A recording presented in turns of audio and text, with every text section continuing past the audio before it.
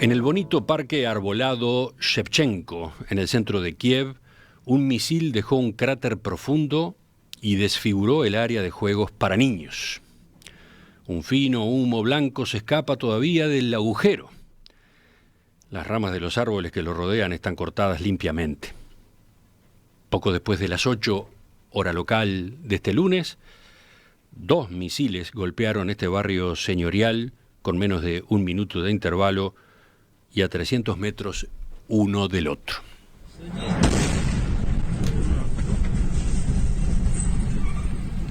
Así comienza una crónica de la agencia France Press, escrita en Kiev, la capital de Ucrania, esa ciudad que sufrió en la mañana de este lunes una serie de bombardeos rusos.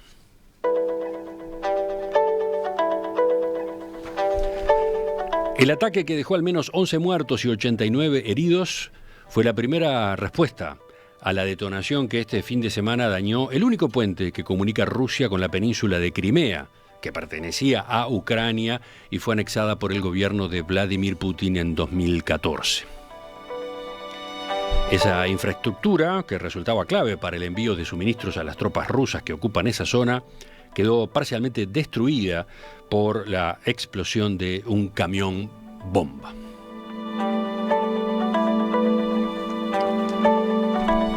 La reacción de Moscú no se limitó a los bombardeos en Kiev. Rusia también atacó la ciudad de Zaporilla, donde produjo más de una veintena de fallecidos.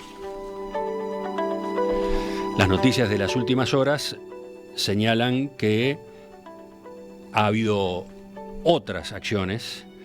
Según el Servicio Estatal para las Situaciones de Emergencia, un nuevo bombardeo ruso impactó hoy por la mañana en Zaporilla, que ya viene siendo objeto de ataques de Moscú desde hace semanas y causó al menos un muerto. Por otro lado, las sirenas de alarma sonaron temprano de nuevo en Kiev, así como en otras regiones. Los servicios de emergencia enviaron un mensaje a todos los teléfonos móviles advirtiendo de una amenaza de nuevos bombardeos que se extendería a lo largo de todo el día. ¿Qué es esto? ¿Una nueva escalada de la violencia, como apuntó el secretario general de Naciones Unidas?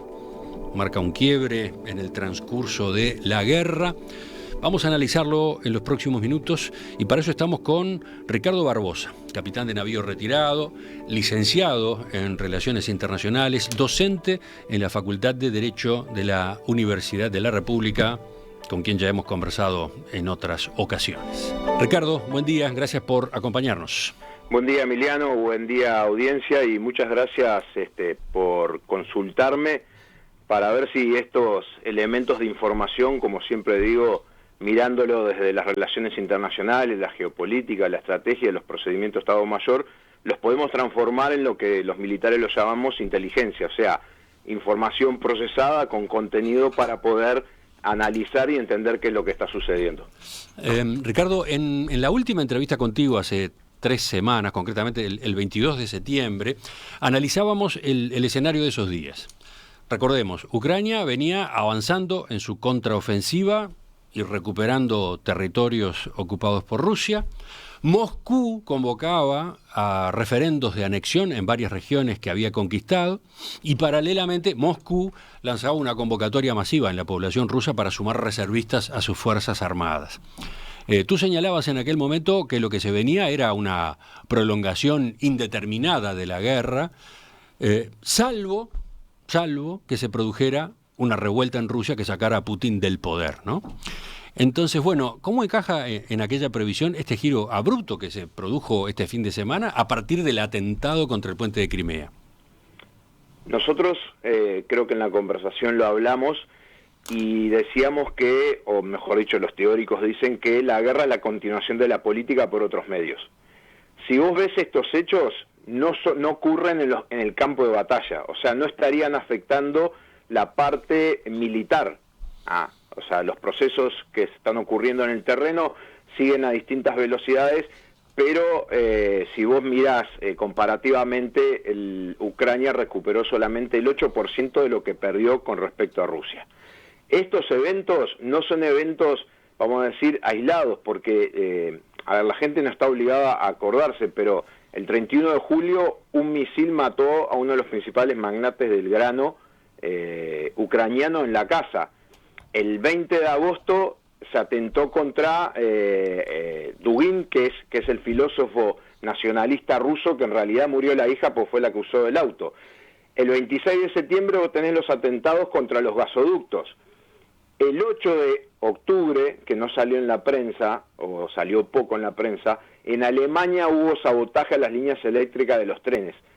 El 8 de octubre ocurre el ataque al puente, que si vos ves los videos y la gente ve los videos, yo te escuché que decías lo que el parte ruso que salió, que fue un camión bomba. Y si ¿Hay otras interpretaciones? Hay otras interpretaciones. A ver, vos cuando ocurre un atentado, vos no solo revisás los daños ocasionados, sino revisás todo el entorno. Si vos decís que es un camión, lo que estás diciendo es que vos tenés un problema de seguridad porque cruzó un camión con explosivos. Sí, se supone que ese es un puente ultra protegido, ¿no? Claro, después tenés que manejar otro elemento que es muy difícil de manejar, que haya ucranianos dispuestos a inmolarse. No es una religión fanática que busque gente para inmolarse, porque alguien tenía que estar manejando ese camión.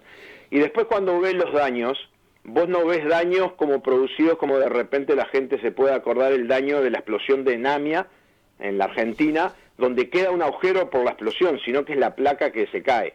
Lo que andan por ahí en la vuelta es que en septiembre la Guardia Rusa detuvo como un kayak lleno de explosivos con un control remoto y lo hizo explotar en otro lugar. Y se habla de que hay una filmación que hay otro pequeño kayak pasando por debajo del puente que sería el que explotó. Sacando todo eso de lado, el puente, en la parte de carretera, no afecta toda la acción militar. Lo que sí afecta es la punta del conflicto, que es la parte política, porque obliga al decisor político, que en este caso es Putin, a tomar acciones y a explicar internamente por qué tuvieron la falencia de que tuvieran un atentado en un lugar, como tú dijiste, que supuestamente era súper protegido. A ver, vamos por partes. Tú hacías una enumeración de ¿qué, cómo llamarlos? ¿Atentados, de actos terroristas? La guerra tiene varios planos. Vos tenés el plano militar, sí, tenés el plano político, y a su vez tenés el plano de lo que es los medios de comunicación. Vos podés realizar una serie de eventos que te involucren o que involucren a los decisores políticos y los obliguen a tomar acciones. Es lo que se llama, lo que hablamos ahí la vez pasada, es tener la iniciativa. Ajá. En este caso, como lo dijimos la vez pasada, la iniciativa la sigue teniendo la parte ucraniana, porque el atentado es contra el puente y obliga al lado ruso a responder de alguna manera, que en este caso fueron los misiles hacia la población, vamos a decir, en una demostración de que puedo responder, que tengo capacidad y que puedo presionarlos, como también están diciendo muchos analistas, de presionar a la población para que presione a su presidente para que a su vez negocie. Espera, vamos de nuevo por partes. En primer lugar, el atentado efectivamente perjudica, complica la logística rusa en cuanto al apoyo a Crimea. No, porque no, o sea, a ver. ¿Qué es lo que se sabe exactamente del daño? ¿De cuál es el daño en el puente mismo? En el puente, para que la gente se pueda imaginar, son dos vías, como sería la ruta 1, está cortada una vía, la otra vía no está cortada, y la parte del tren, que se prendió fuego, pero está siendo recuperada. La parte militar que utilizan más es la parte de tren y no la parte de vehículos. Ajá. Entonces, lo que tú decís es que el impacto de este acto, el impacto de esta detonación es fundamentalmente psicológico y político. Es que vos, mismo dentro de Rusia, que son las noticias que vienen, no lo pudieron ocultar. Uh-huh. Entonces, al no poderlo ocultar, te obliga a la situación como decisor político a tomar acción. Bien. Tomar una acción ejemplarizante, en este caso el lanzamiento de misiles. Bueno, y ahí voy a mi pregunta siguiente.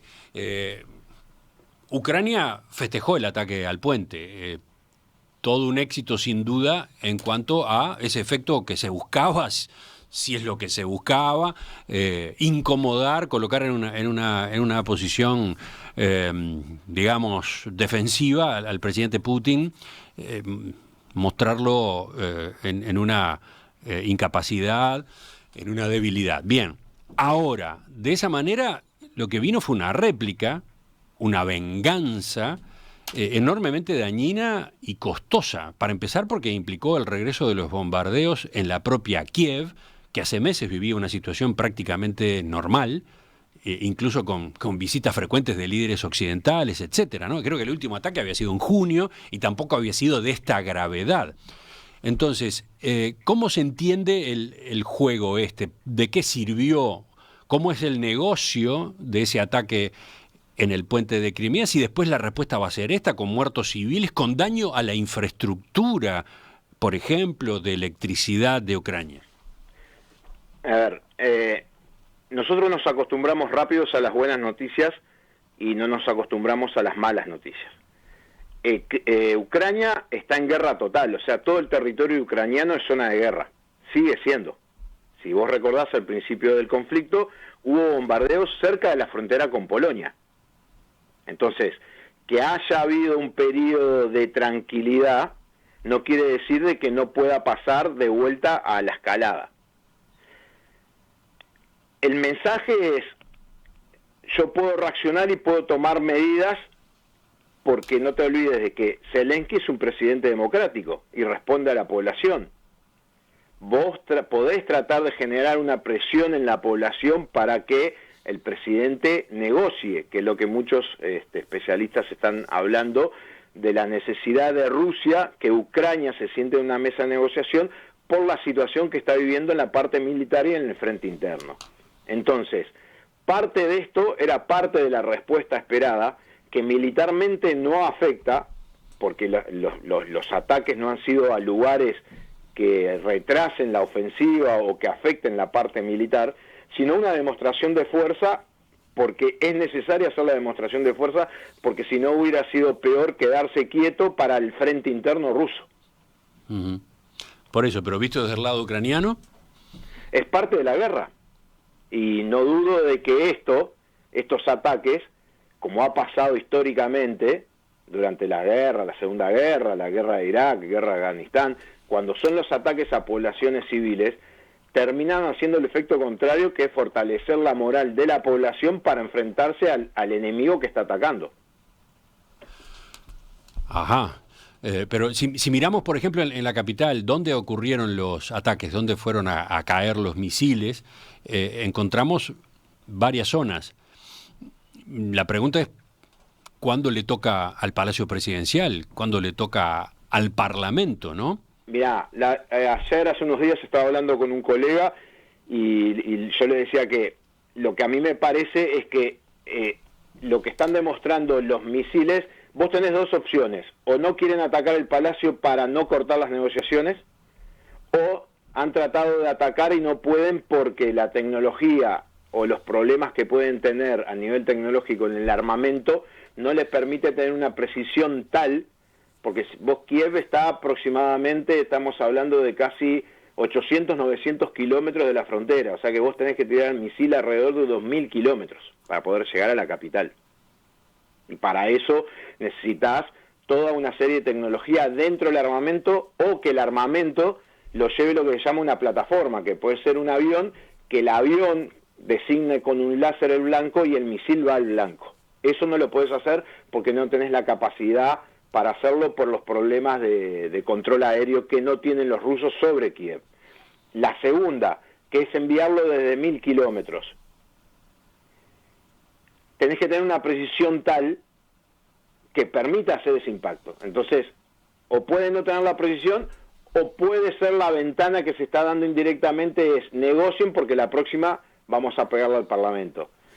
Si hubieran querido pegarle al Parlamento, yo creo que el mensaje sería: ya te pegué en el Parlamento, sentate a negociar porque la próxima te pego a tu casa. De todos modos, lo que sí demostró Rusia es que puede atacar cualquier punto del territorio ucraniano. Si ya lo había demostrado al principio de la guerra. Uh-huh. Capaz que te acordás un ataque contra la frontera polaca, que había una acumulación de armamentos y había militares extranjeros, que antiguamente había sido una base de centro de entrenamiento de misiones de paz, que era contra la frontera, estaba a 100 kilómetros de la frontera de Polonia, y eso estamos hablando de casi 1.200 kilómetros a la frontera rusa. Entonces la capacidad de atacar cualquier lugar de Ucrania lo tiene.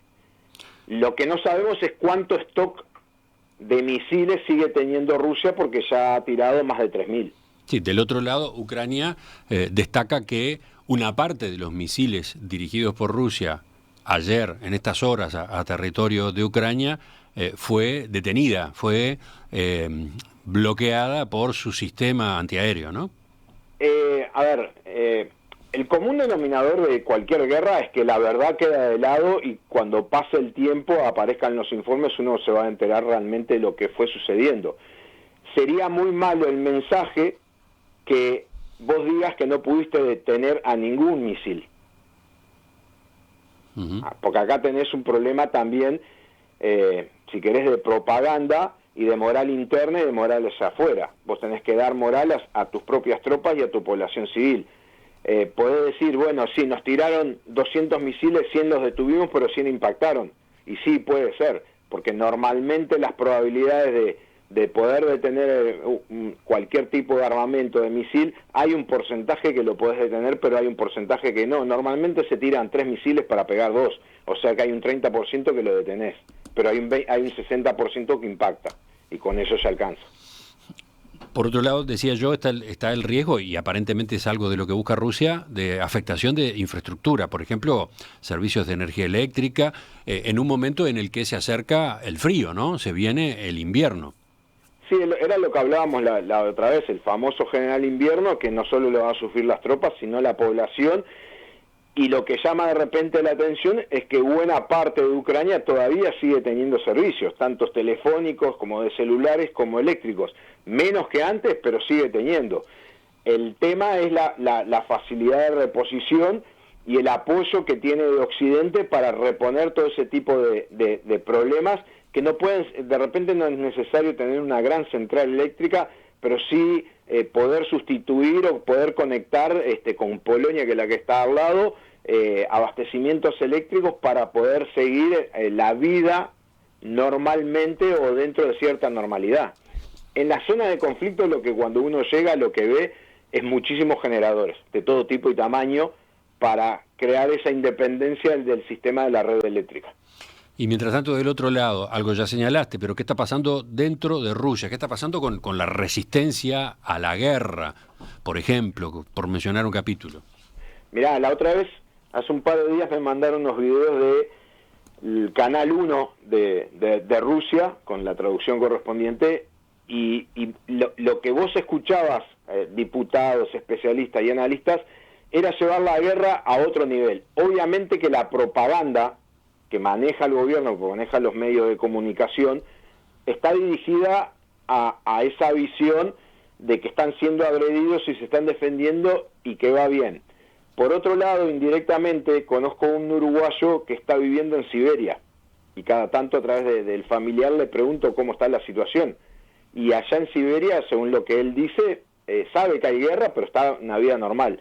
Entonces, lo que sería la Rusia europea, que es de los Urales hacia Europa, debe haber movimientos, y se supone que hay movimientos, y por lo menos lo que se ha filtrado es oposición política por este tipo de hechos como el puente, que no pueden ser ocultados a la opinión pública local rusa, porque el medio de difusión, no solo el nacional, sino todo el resto de los medios de difusión, pasan esta noticia y es imposible ocultarla. Por eso es la reacción. Uh-huh. Por ejemplo, lo otro, la sublevación, entre comillas, de quienes están siendo convocados a integrar las Fuerzas Armadas, quienes pasan por la convocatoria hecha por el Ministerio de Defensa ruso. Se ha hablado de cantidad de personas que se van del país para evitar justamente tener que prestar funciones en Ucrania.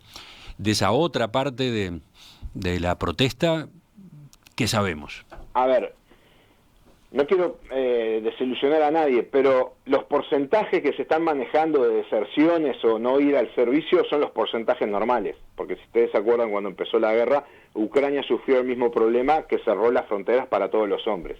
El problema más grande no es la deserción, sino el impacto en la población, como lo hablábamos la otra vez, que muchos de los padres, o de repente los abuelos de estos que son llamados, estuvieron en la guerra de Afganistán y saben lo que es la guerra, saben lo que les espera, saben lo que le puede pasar. El tema es que uno no sabe a dónde van a ir, porque por ejemplo estaba viendo ayer una nota que se hablaba que el despliegue de estos efectivos que ya tienen preparación militar o tienen una capacitación, o sea, van a necesitar menos capacitación, va a ser sobre la frontera rusa con Ucrania. Entonces ellos estarían sustituyendo a militares para que esos militares vayan al frente, porque vos no te olvides de que dentro de todo el área de operaciones vos tenés gente que está combatiendo, gente que está controlando los territorios ocupados y gente que está controlando la frontera entre Ucrania y Rusia. Entonces, los relevos hay que ver dónde se van a hacer. El gran problema de esto es que el mensaje hacia adentro es que necesitamos nueva gente, porque con la gente que propusimos para la operación especial no podemos dar abasto al problema. Uh-huh. Entonces, bueno, después de estas pinceladas que acabas de describir a propósito de cada uno de los dos lados enfrentados en esta guerra, Ucrania por un lado, Rusia por otro, ¿qué es lo que cabe esperar luego de los hechos de estas horas? A ver, en la visión general, si querés, en la visión estratégica no cambió nada. Se viene el otoño, mucha lluvia, se va a venir el invierno. Obviamente que el ejército ucraniano hay que ver cuánto se apoya o cuánto apoyo va a tener de Occidente, porque no te olvides, y ya se está vendiendo a nivel de uso común, camperas, pantalones, guantes con resistencia eléctrica para que vos estés calefaccionado. Los ingleses lo usaron en Malvinas en el año 82. O sea, equipos con capacidad de generar calor para vos mantener tu cuerpo a temperatura. Ese puede ser alguna diferencia, pero el terreno va a estar congelado, va a estar duro, y después hay que ver cómo se va a posicionar el ejército ruso para, por lo menos, pasar el invierno, soportar, y supongo que prepararse para cuando venga la primavera, iniciar las acciones otra vez de los dos lados. O sea, sigo en la idea de que esto va a ir para largo, porque ninguno de los dos decisores políticos están cambiando su posición. Uno está más fortalecido, que es Ucrania, uno está más debilitado, que es el gobierno ruso hacia afuera, pero no hacia adentro, y el conflicto va a seguir porque Rusia todavía tiene un 90% del territorio que conquistó y Ucrania recién recuperó solo el 10%. Uh-huh. Bueno, yo te hice una serie de preguntas, estamos ya en el final, ¿agregarías algo?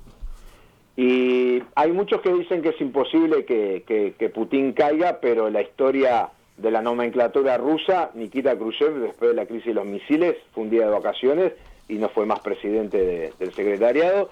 Nikolai Gorbachev fue el último que cuando fue de vacaciones, cuando volvió ya no era presidente.